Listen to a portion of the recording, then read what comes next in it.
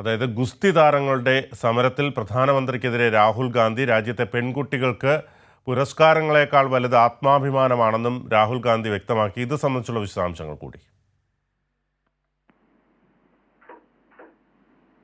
ജിൽബി കേൾക്കാൻ കഴിയുന്നുണ്ടോ?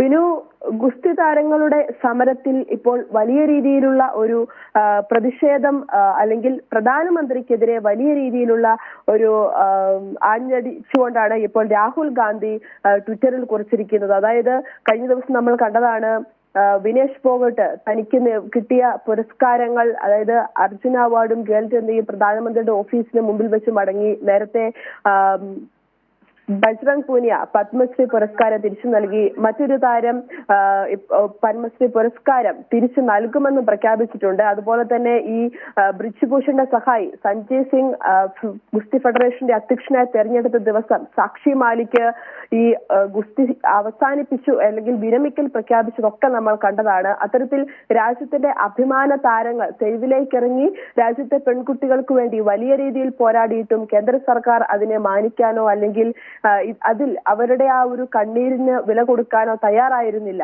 അതിപ്പോൾ ഏറ്റവും ഒടുവിൽ അവർ കടുത്ത പ്രതിഷേധത്തിലേക്കൊക്കെ മുമ്പോട്ട് പോകുന്ന സാഹചര്യമാണ് കണ്ടത്. ഈ പശ്ചാത്തലത്തിൽ ഇപ്പോൾ പ്രധാനമന്ത്രിക്കെതിരെ വലിയ രീതിയിൽ രൂക്ഷമായിട്ടുള്ള വിമർശനവുമായിട്ടാണ് രാഹുൽ ഗാന്ധിയും രംഗത്തെത്തിയിരിക്കുന്നത്. അതായത് രാജ്യത്തെ ഓരോ മക്കൾക്കും ഓരോ പെൺകുട്ടികൾക്കും ആത്മാഭിമാനമാണ് വലുത്, പുരസ്കാരങ്ങളും മെഡലുകളും ഒക്കെ അതിനുശേഷം മാത്രമാണ്. അതായത് ഈ ധീരപുത്രിമാരുടെ കണ്ണീരിനേക്കാൾ വലുതാണോ പ്രധാനമന്ത്രിക്ക് രാഷ്ട്രീയ നേട്ടങ്ങൾ എന്ന ചോദ്യമാണ് രാഹുൽ ഗാന്ധി ഉയർത്തിയിരിക്കുന്നത്. പ്രധാനമന്ത്രി രാജ്യത്തിന്റെ കാവൽക്കാരനാണെന്നും ഇത്തരം ക്രൂരത പ്രധാനമന്ത്രിയുടെ ഭാഗത്തു നിന്നുണ്ടാകുന്നത് അല്ലെങ്കിൽ അത് കാണുന്നതിൽ വലിയ വേദനയുണ്ട് എന്നുള്ള തരത്തിലുള്ള രൂക്ഷമായ വിമർശനം തന്നെയാണ് ഇപ്പോൾ രാഹുൽ ഗാന്ധി എക്സിൽ കുറിച്ചിരിക്കുന്നത്.